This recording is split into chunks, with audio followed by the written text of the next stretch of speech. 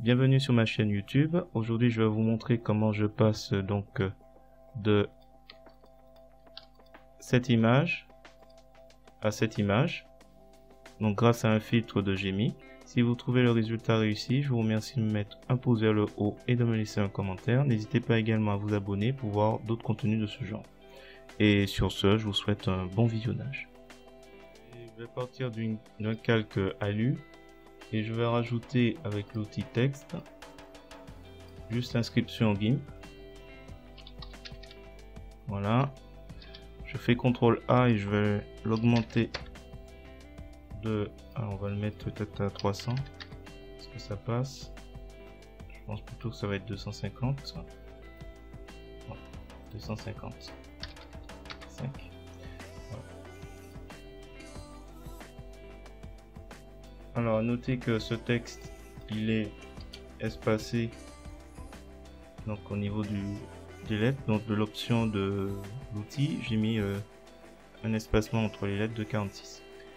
Alors, ce que je vais faire, c'est que je vais dupliquer, je vais mettre celui-là en dessous et je vais faire un clic droit de la souris pour le mettre aux dimensions de l'image. Ensuite, je vais utiliser le pinceau avec une dureté de 50 et une opacité de 100%.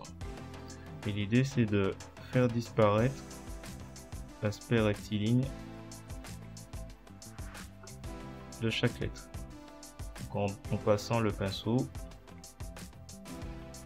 et en profitant en même temps pour faire des petites gouttelettes.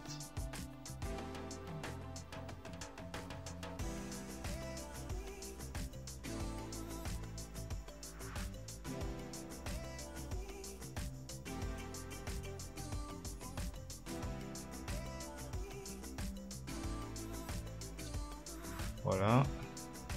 Par exemple, je vais faire une gouttelette comme ça, remplir.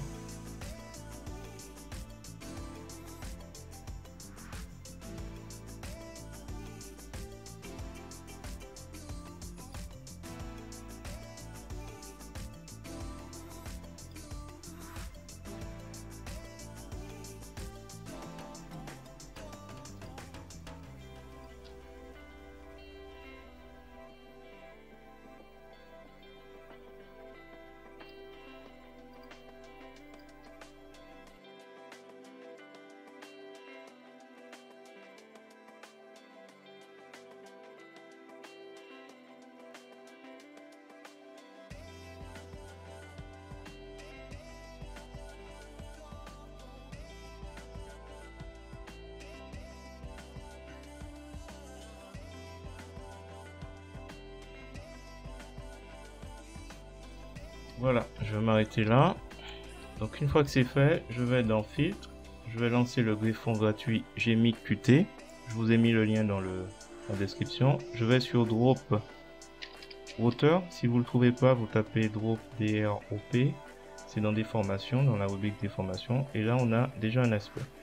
Alors, il faudra choisir dans Shapes Opaque Region on Top Layer et s'assurer que le calque d'entrée c'est donc le actif et en dessous, donc l'endroit où on a mis le texte.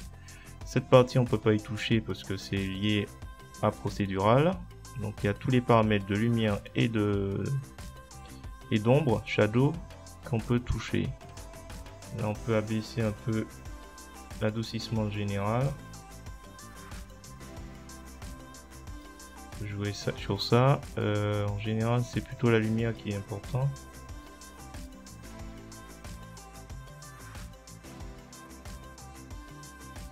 On coche Output donc pour avoir les calques séparés et en sortie nouveau calque. Donc, une fois qu'il clique, on peut s'amuser à jouer sur chaque paramètre. Donc par exemple sur gradient, on peut descendre un peu l'opacité pour accentuer un peu la transparence de l'eau. Et même chose pour les autres.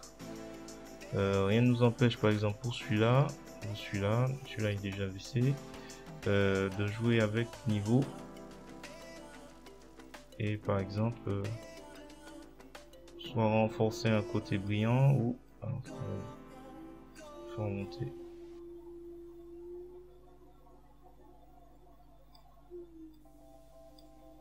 On va descendre. Alors, on va faire OK. Et on va descendre un peu le...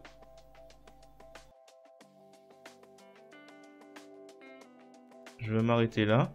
Dites-moi dans les commentaires ce que vous en pensez. Et n'hésitez pas à mettre un pouce vers le haut ou vers le bas. Mais dans tous les cas, laissez-moi un commentaire. Si vous voulez voir d'autres réalisations de ce genre, n'hésitez pas également à vous abonner et à mettre la cloche. Et sur ce, je vous dis à bientôt.